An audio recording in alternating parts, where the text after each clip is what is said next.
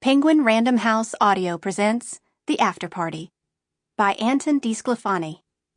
Read for you by Dorothy Dillingham Blue. Prologue. It's the women who still ask me about Joan. Young women who have stumbled upon her story and my part in it.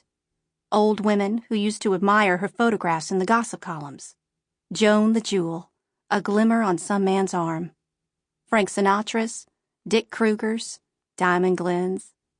They want to know who she was. First, I tell them, she was Furlough Fortier's little blonde darling. From the very beginning, she was adored. Then, she was Houston's most famous socialite. They won't ever know what it was like to stand in her presence. But I try to paint a picture. There wasn't anything subtle about Joan, a woman born to be looked at.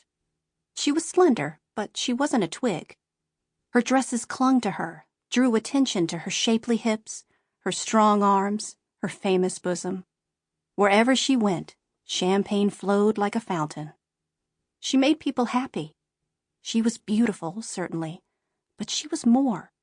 She was lit from the inside. I stop here. They want to know how she disappeared, but I can't tell them that. I don't say that loving her was my earliest instinct, my first memory.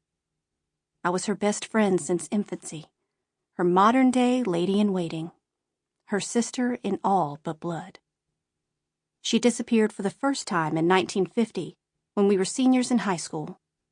It didn't take us long to figure out that she had run away to Hollywood to become a star, and if you had stood in a room with her at that time, you would have been sure she'd make it. Because she was everyone's dream in those days. Why not some studio executives? She was gone for a year, trying, and then she returned, and life as we all knew it resumed its orbit, with Joan at the bright, hot center. She disappeared in 1,000 small ways after Hollywood. For a day, for an evening, for a week. Even when she was with me, it felt as if she were vanishing. It was the one constant in our friendship. She would leave, and I would look for her. Until I would not. In the beginning, we were both Joan. Joan 1 and Joan 2, when our nannies dropped us off at River Oaks Elementary School for our first day of kindergarten. Our teacher, a young blonde thing who was teaching rich babes their ABCs and colors until her beau finally proposed, paused as she was going through names. Paused at us, the two Joans, one fair, one dark. One, it seemed evident, even at this young age, destined to be beautiful. The other one dark, with clear, even features. Pretty enough. "What is your middle name?" she asked me, the dark girl. "Cecilia," I replied. I was 5 years old. I knew my middle name, my address, my telephone number. "And you?" she asked, kneeling before Joan, taking her tiny hand and holding it as if a fragile bird. I removed Joan's tanned hand from the teacher's grasp. I didn't like people taking liberties with my friend, even then. I was used to people wanting to touch her. I understood, but I didn't like it. "She doesn't have one," I said, and Joan nodded cheerfully in agreement.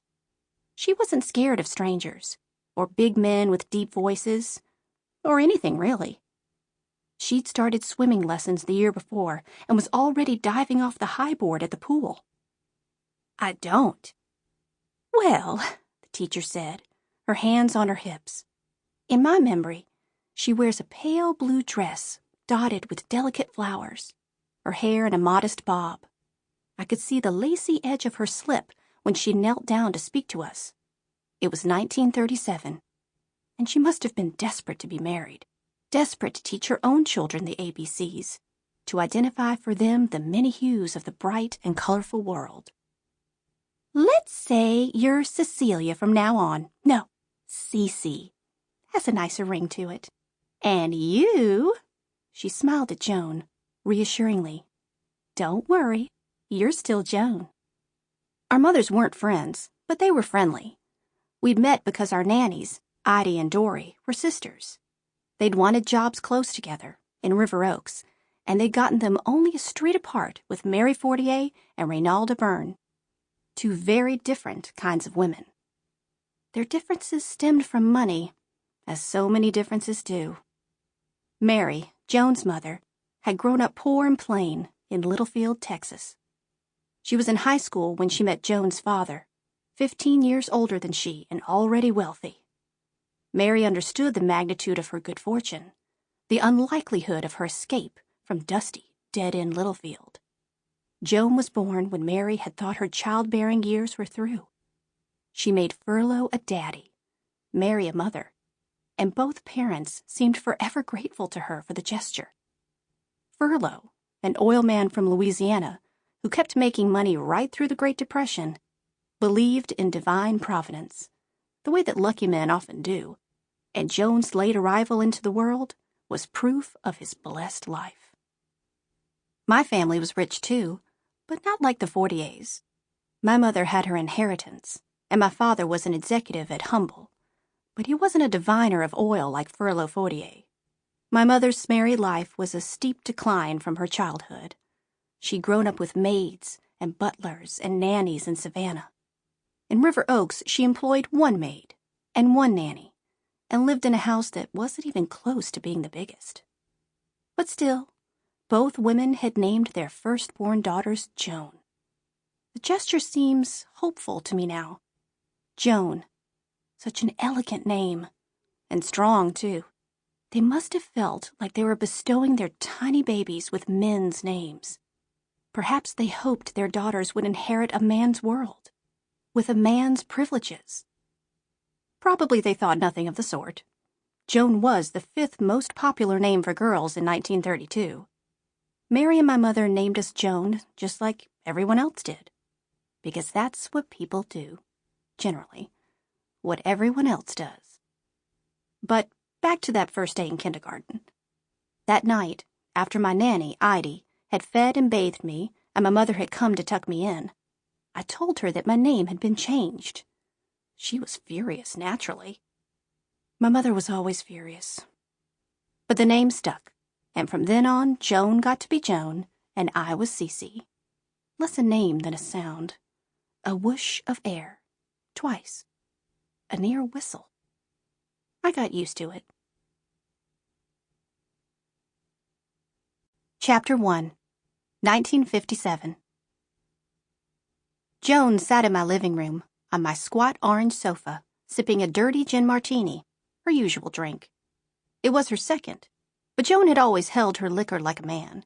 On this hot, humid day in May, summer comes early in Houston, always, our lives were still normal. By August, Joan would be gone. Joan and I lived 5 minutes from each other, still in River Oaks, the most beautiful neighborhood in all of Houston, house after spectacular house. You felt like you were a person who meant something if you lived in River Oaks. The lawns so big they could have been pastures. The houses so grand they could have been mistaken for castles. The gardens and esplanades so manicured they could have belonged to Versailles. There were other nice neighborhoods in Houston, sure, but West University wasn't quite rich enough, and Shadyside wasn't quite big enough, more like a collection of houses than a neighborhood. River Oaks was another world. You entered its borders and found yourself in a land both spectacular and unending. I was 25, the mother of a young child, and I spent my days tending to my house and making social calls and generally fulfilling the role of a wealthy young housewife. Not that any of us women in River Oaks were anything besides housewives. What else would we have done?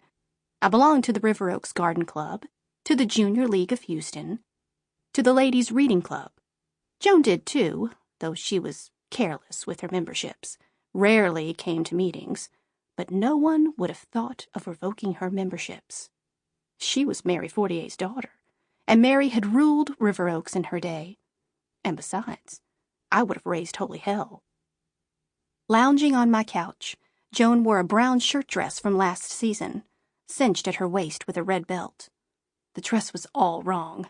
Meant for fall, too big in the shoulders, a stiff material. Sample complete. Ready to continue?